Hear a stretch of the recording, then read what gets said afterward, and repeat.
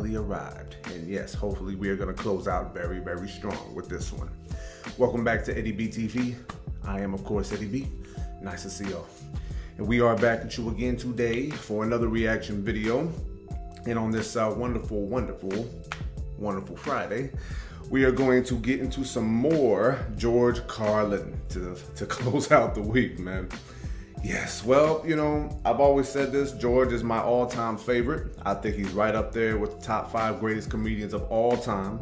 In fact, my personal opinion is I think he's right there neck and neck with Richard Pryor as the greatest, the two greats. They're both number ones, and that's all I will say about that. So, yeah, man, he always has something incredible to say. You might not agree with everything he says, but you can never argue that what he says has relevance to it. So yeah, hopefully that'll be recognized with what we're going to be getting into today. And this one is going to be titled Pro-Life, Abortion, and the Sanctity of Life. Oh boy. Well, I know that, you know, some people might think that I tiptoe around issues maybe whenever I say things like, oh boy, but no, I'm just saying I'm ready. I'm pumped up and ready to go. Now, I know that these issues are very, very important right now, especially in light of things that have just happened recently, you know, with the issues with the overturning or somewhat of the overturning of Roe v. Wade. But you know what, man?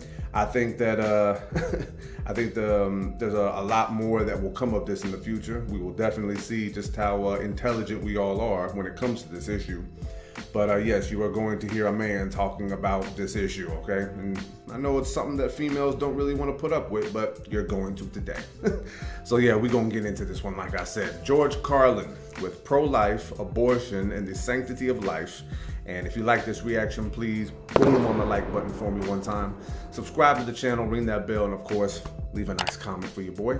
Constructive critiques, leave a nice suggestion or request, and throw a couple zingers at your boy. Friendly dialogue, no drama here, and please and thank you with that one. So yeah, man, I think that I might have heard a couple little snippets of this bit, maybe. It's definitely a pivotal issue, like I said at the top of this, but you know what? I know I'm gonna have something to say about it at the end, and yeah, we'll tackle that when we get there. So let's go ahead and get to it. George Carlin with Pro-Life, Abortion, and the Sanctity of Life, right here on Eddie B TV. Wonderful Friday of stand-up comedy. Let's get back to it and close strong, shall we? All right. Uh-oh, here we go again with the malfunctioning. I need to get new headphones, man. I hate when my equipment goes down south. It makes me so angry. All right, let's get situated with this one here. And here we go. Why is it that most of the people who are against abortion are people you wouldn't want to fuck in the first place? Huh? That's how we started out, huh? Oh yeah. Let's do this. Boy, these conservatives are really something, aren't they? They're all in favor of the unborn. They will do anything for the unborn. But once you're born, you're on your own. Facts. Straight up facts, man. Pro-life conservatives are obsessed with the fetus from conception to 9 months. After that, they don't want to know about you. They don't want to hear from you. No, nothing. No neonatal care, no daycare, no Head Start, no school lunch, no food stamps, no welfare, no nothing. If you're pre-born, you're fine. If you're preschool, you're fucked. You're fucked. Definitely. Much evidence of that, please believe. Conservatives don't give a shit about you until you reach military age. Oh. Then they think you are just fine, just what they've been looking for. Conservatives want live babies so they can raise them to be dead soldiers. Pro-life. Pro-life. These people aren't pro-life, they're killing doctors. What kind of pro-life is that? What, they'll do anything they can to save a fetus, but if it grows up to be a doctor, they just might have to kill it? They're not pro-life. You know what they are? They're anti-woman. Simple as it gets. Anti-woman. They don't like them. Yeah. They don't like women. Oh, yeah. They believe a woman's primary role is to function as a broodmare for the state. Pro-life. You don't see many of these white anti-abortion women volunteering to have any black fetuses transplanted into their uteruses, do you? No, you don't see them adopting a whole lot of crack babies, do you? No, that might be something Christ would do. you won't see a lot of these pro-life people dousing themselves in kerosene and lighting themselves on fire. Oh, you know, morally committed religious people in South Vietnam knew how to stage a goddamn demonstration, didn't they? Huh? Hey, man. They knew how to put on a fucking protest. Light yourself on fire! Come on, you moral crusaders, let's see a little smoke to match that fire in your belly. Stop, drop, and roll. Here's another question I have. How come when it's us, it's an abortion, and when it's a chicken, it's an omelet?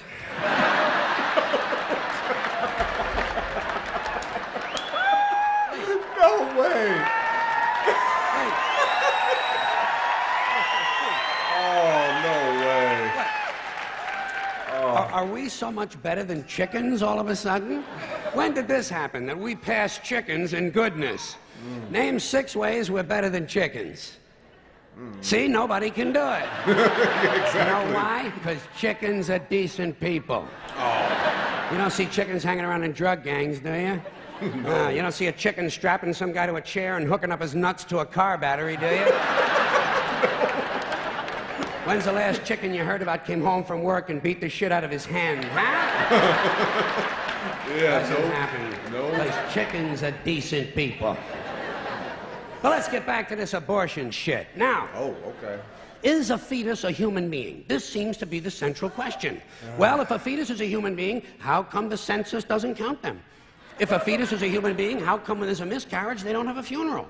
If a fetus is a human being, how come people say we have 2 children and 1 on the way instead of saying we have 3 children? People say life begins at conception. I say life began about 1 billion years ago, and it's a continuous process. Continuous, just keeps rolling along. Rolling along. Yeah. Say, you know something? I mean, that's real. Listen, you can go back further than that. What about the carbon atoms? Huh? Human life could not exist without carbon. So is it just possible that maybe we shouldn't be burning all this coal? Just looking for a little consistency here in these anti-abortion arguments. See, the really hardcore people will tell you life begins at fertilization. Fertilization when the sperm fertilizes the egg, which is usually a few moments after the man says, gee, honey, I was going to pull out, but the phone rang and it startled me. Fellas, come on, man. Fertilization. Yeah, fellas can be very stupid, man. But even after the egg is fertilized, it's still 6 or 7 days before it reaches the uterus and pregnancy begins, and not every egg makes it that far. 80% of a woman's fertilized eggs are rinsed and flushed out of her body once a month during those delightful few days she has. They wind up on sanitary napkins, and yet they are fertilized eggs. So basically what these anti-abortion people are telling us is that any woman who's had more than 1 period is a serial killer. Consistency. Consistency. This is George, man. You see what I'm saying? Hey, if they really want to get serious, what about all the sperm that are wasted when the state executes a condemned man and one of these pro-life guys who's watching comes in his pants, huh? Here's a guy standing over there with his jockey shorts full of little Vinnies and Debbies, and nobody's saying a word to that guy. Not every ejaculation deserves a name. That is true. Now, Yeah. speaking of consistency, Catholics, which I was until I reached the age of reason. Catholics? Yes. Yes. Catholics and other Christians are against abortions, and they're against homosexuals. Well, who has less abortions than homosexuals? Leave these fucking people alone, for Christ's sakes. Yeah. There is an entire class of people guaranteed never to have an abortion. That's true. And the Catholics and Christians are just tossing them aside. You'd think they'd make natural allies. You'd figure. Go look for consistency in religion. Yeah, none. Speaking of my friends, the Catholics, when John Cardinal O'Connor of New York and some of these other cardinals and bishops have experienced their first pregnancies and their first labor pains and they've raised a couple of children on a minimum wage, then I'll be glad to hear what they have to say about abortion. I'm sure it'll be interesting. Enlightening, too. But That's real, though. I mean, that's real. in the meantime, what they ought to be doing is telling these priests who took a vow of chastity to keep their hands off the altar boys. Keep your hands to yourself, Father. Yes. You know? Keep a hand When Jesus off. said, "Suffer the little children, come unto me," that's not what he was talking about. No, that's not what he was talking about. So you know what I tell these anti-abortion people? I say, hey, if you think a fetus is more important than a woman, try getting a fetus to wash the shit stains out of your underwear. For no pay and no pension. I tell them, think of an abortion as term limits. That's all it is. Biological term limits. But you know, the longer you listen to this abortion debate, the more you hear this phrase, sanctity of life. You've heard that, sanctity of life. You believe in it? Personally, I think it's a bunch of shit. Yeah. Well, I mean, life is sacred? Who said so? God? Hey, if you read history, you realize that God is one of the leading causes of death. Yeah. Has been for thousands of years. Straight up. Hindus, Muslims, Jews, Christians, all taking turns killing each other because God told them it was a good idea. The sword of God, the blood of the Lamb, vengeance is mine. Millions of dead motherfuckers. Millions of dead motherfuckers, all because they gave the wrong answer to the God question. You believe in God? No. Dead. You believe in God? Yes. You believe in my God? No. Dead. My God has a bigger dick than your God. Yeah. That's all this whole thing is, man. Thousands of years. Thousands of years, and all the best wars, too. The bloodiest, most brutal wars fought, all based on religious hatred, which is fine with me. Hey, anytime a bunch of holy people want to kill each other, I'm a happy guy. But don't be giving me all this shit about the sanctity of life. I mean, even if there were such a thing, I don't think it's something you can blame on God. Now, you know where the sanctity of life came from? We made it up. You know why? Because we're alive. Self-interest. Living people have a strong interest in promoting the idea that somehow life is sacred. You don't see Abbott and Costello running around talking about this shit, do you? We're not hearing a whole lot from Mussolini on the subject. Mussolini. What's the latest from JFK? Not a goddamn thing. Because JFK, Mussolini, and Abbott and Costello are fucking dead. Yeah. They're fucking dead. Yes. And dead people give less than a shit about the sanctity of life. Only living people care about it, so the whole thing grows out of a completely biased point of view. Yeah. It's a self-serving, man-made bullshit story. It's one of these things we tell ourselves so we'll feel noble. Life is sacred. Makes you feel noble. But let me ask you this. If everything that ever lived is dead, and everything alive is gonna die, where does the sacred part come in? I'm having trouble with that. Because, I mean, even with this stuff we preach about the sanctity of life, we don't practice it. We don't practice it. Look at what we kill. Mosquitoes and flies, because they're pests. Lions and tigers, because it's fun. Chickens and pigs, because we're hungry. Yeah. Pheasants and quails, because it's fun. And we're hungry. And people, we kill people. Oh, yeah. Because they're pests. And it's fun. And some of them are hungry. Yeah. Some of them are. We've heard about it. And you might have noticed something else. The sanctity of life doesn't seem to apply to cancer cells, does it? You rarely see a bumper sticker that says, "Save the tumors." Or "I break for advanced melanoma." Viruses, mold, mildew, maggots, fungus, weeds, E. coli bacteria, the crabs. Nothing sacred about those things. So at best, the sanctity of life is kind of a selective thing. We get to choose which forms of life we feel are sacred, and we get to kill the rest. Pretty neat deal, huh? You know how we got it? We made the whole fucking thing up. That's straight. Oh, that's the end of it. Okay. Okay. Well, man, he definitely tackled a lot of issues in that little bit right there. Oh, man, that's what I'm talking about, man. It's like no matter what you hear from George, even if it's something so little and so, you know, minuscule and whatever, or even if it's something big like these issues, man, he's always going to point out some things that you weren't thinking about, and maybe some things you probably should be thinking about. All right, y'all, that was George Carlin with pro-life, abortion, and the sanctity of life. Well, man, I don't really, it's kind of hard. It's not hard to talk about it. It's just kind of hard to like really pinpoint everything, because like I always try to tackle things as it pertains to how I've experienced life, you know. And I have opinions about things that I haven't experienced, you know, but I try to stay away from that as often as possible, only because, man, if I don't have that much knowledge or experience in it, it doesn't really make much sense for me to chime in on it so passionately, you know. But, you know, I will say this. The thing about this whole Roe v. Wade thing is that, I'll say this to everybody that's listening, man. I do not think that anyone should be able to tell a woman what to do with her body. I really believe that in my heart, you know what I'm saying? But the problem with that, the problem with that is that if you tell somebody that they can do something and then they have the right to do something, they're not just gonna always do the right thing or make the right choice with it. You know what I mean? It's like if someone told me that I could have a gun, you know what I mean? If anyone can have a gun, you can do what you want, you can own a gun, and then I do all the wrong things with it, then what sense does it really have for me to have the right to own one, you know? And that's sometimes what it means when it comes to abortion, you know? Like, I hate the whole, you know, there's so many conflicting statements that come with this, you know, the whole my body, my choice thing, and who are men to say blah, blah, blah. Well, man, that's just like kind of the thing about it that really bugs me, you know? It's like, I don't think that anyone should tell women what to do with their bodies. But at the same time, ladies, just because you have that right, you had that right anyway. I don't know how it's going to keep flipping or switching as the months and years go by.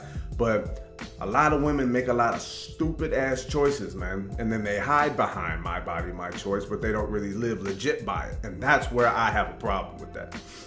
You know, one thing that that a lot of that eludes a lot of females is that, you know, you wouldn't be able to have that baby unless men put the seed in you to begin with. That's number one.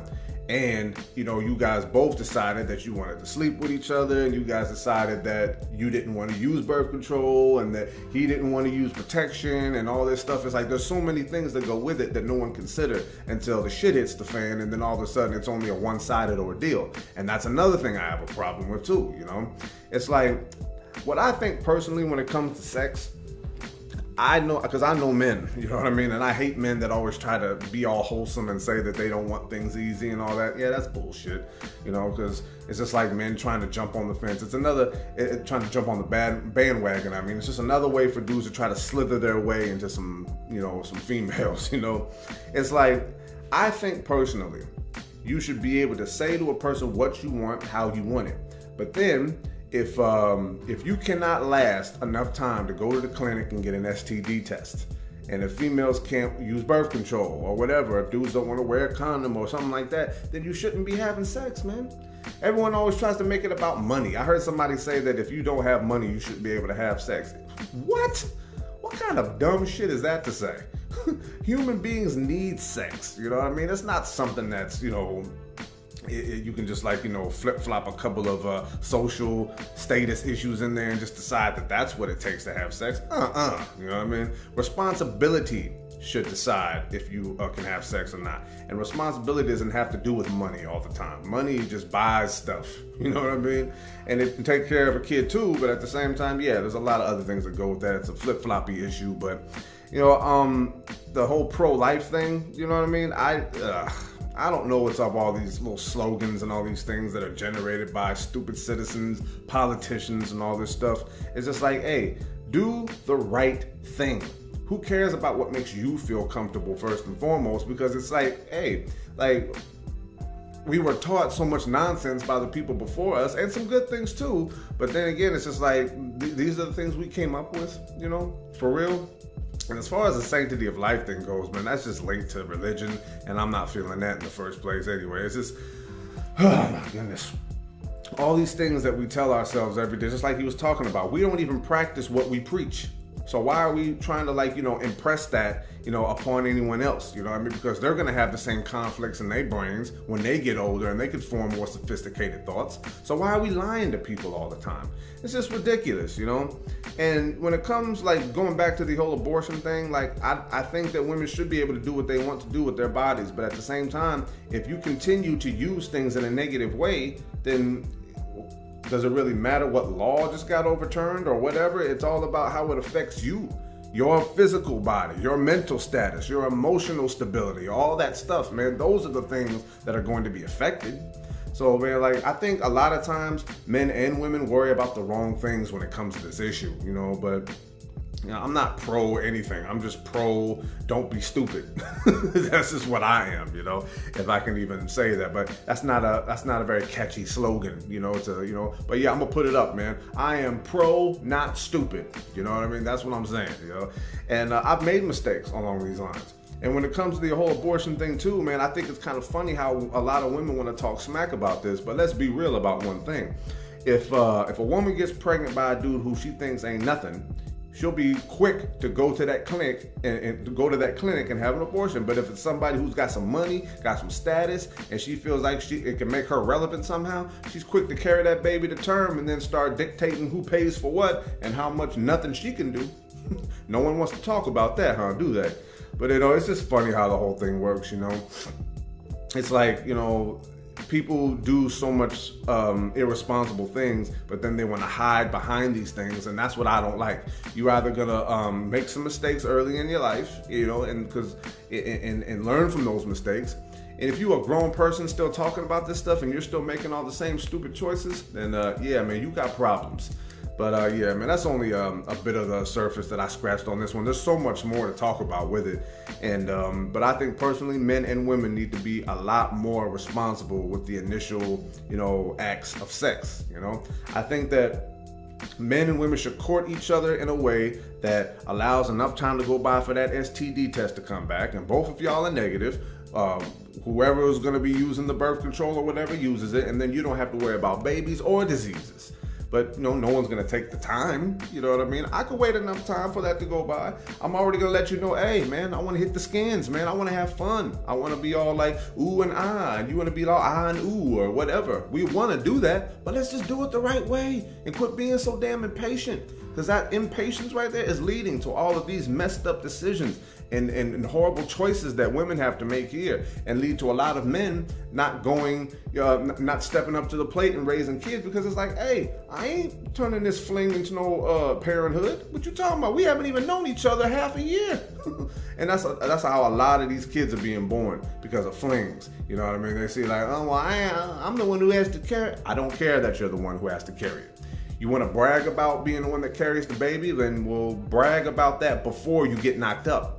So that way it makes more sense. You know what I mean? It's like I said, a lot of women hiding behind things instead of being responsible initially. And men, no, you guys are no exception. Men like to hide behind things too. It's just like, you know, hey, I don't want to do this, I don't want to do that. Well, you should have made better choices. So as much as people want to get upset and start, start trying to, yell and scream and holler at people because of this whole Roe v. Wade thing, well, maybe you should look in the mirror first instead of blaming other people for what's going on. That's just how I feel about it. But at the same time, man, it just sucks that this whole thing is going on, because now it's gonna create a lot of drama in them red states. The blue states, they ain't got much to worry about, because you all know the liberal mindset is gonna keep the whole thing going. All these clinics are still gonna stay open for them. But I just hope people learn something instead of just getting mad when something doesn't go your way. But yeah, that's just a little bit of the surface that we scratched, just like I said. But yeah, I'm gonna go ahead and cut it off right there, y'all. One more time. George Carlin with pro-life, abortion, and the sanctity of life. And if you like that reaction, please boom on the like button for me one more time. Subscribe to the channel, ring that bell, and of course, as always, leave a nice comment for your boy. Constructive critiques, leave a nice suggestion or a request, and as always, throw a couple zingers at your boy. Friendly dialogue, no drama here, and that's exactly how it's gonna stay. So recognize, you know what I'm saying? Before we have to get regulated on up in here. So yeah, this is gonna be Eddie B TV signing off one more again here. Another amazing clip from George Carlin.